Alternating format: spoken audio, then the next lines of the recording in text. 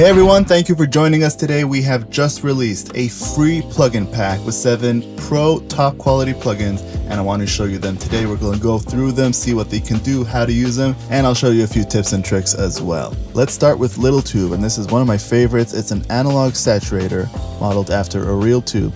Pretty straightforward. Again, we have one knob to control the amount of drive, the sensitivity switch here, and some output gain. We're going to test it out on some drums here. I'm just going to dial it in a tiny bit.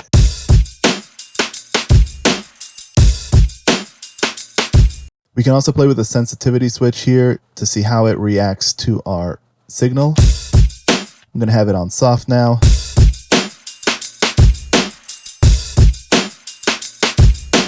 That sounds just about enough for me.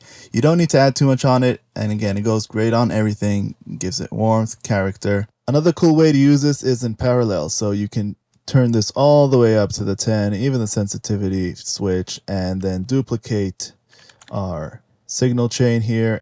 So this is our wet chain. This is our clean chain.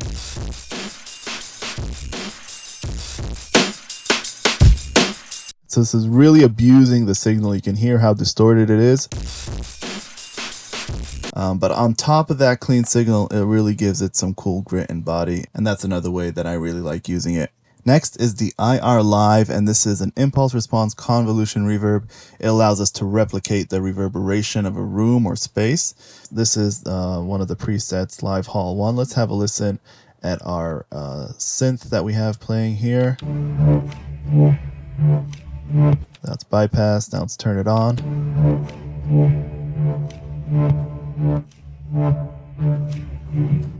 This isn't really a reverb to kind of drown your guitars in. I like to put just a little bit of it on groups to kind of make things sound more real and kind of glue them together. But the really cool thing that it allows us to do, and you can kind of experiment with this like I did before, we can load our own impulse responses in here.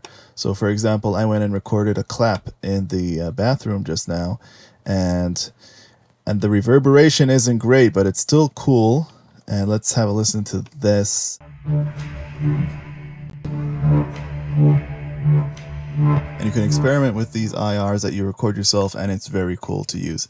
Next is the GTR. I've been using this for years, ever since I first started producing, and I used it originally as an amp simulator. It is a great amp simulator. It does a great job plugging your guitar. You get a great amp sound, but as I started using it more and more, I figured that this stack of effects does an amazing job at creating unique and experimental sounds.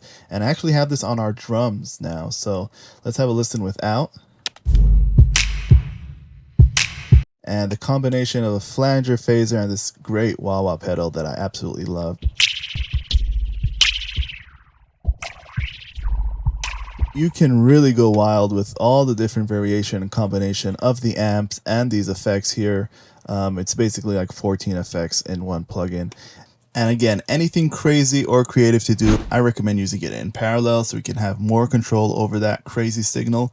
But it's definitely something to try out and experiment with, and don't think of it only as an amp simulator. Next, we have the VEQ and VC Comp, and these are just some great sounding vintage classics. I would sometimes just put them directly on the source and not touch anything. Very similar to the Little Tube, just gives us some warmth and character. So I put this on my bass, which is something I like to do. This is it before. And engaged.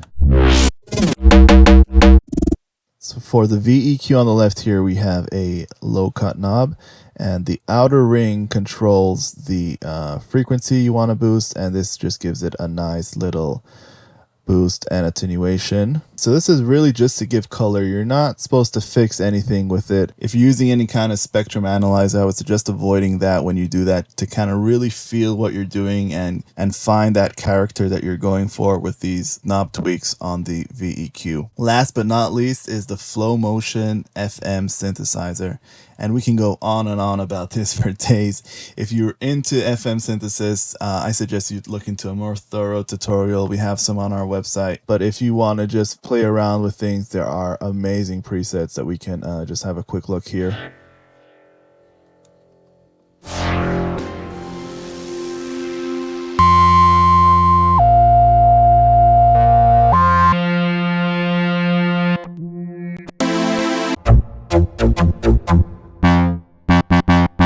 Just to brush on another cool feature, it has the sequencer on the bottom here. Each step you touch on it, you can adjust a new sound and position, and to really go crazy with the automation. So it's not going in a linear kind of sequencer step. Every box you land on, you can completely customize it with different things. And once it hits that, it's going to change so many parameters on once. I don't think I know of any other tool that does this.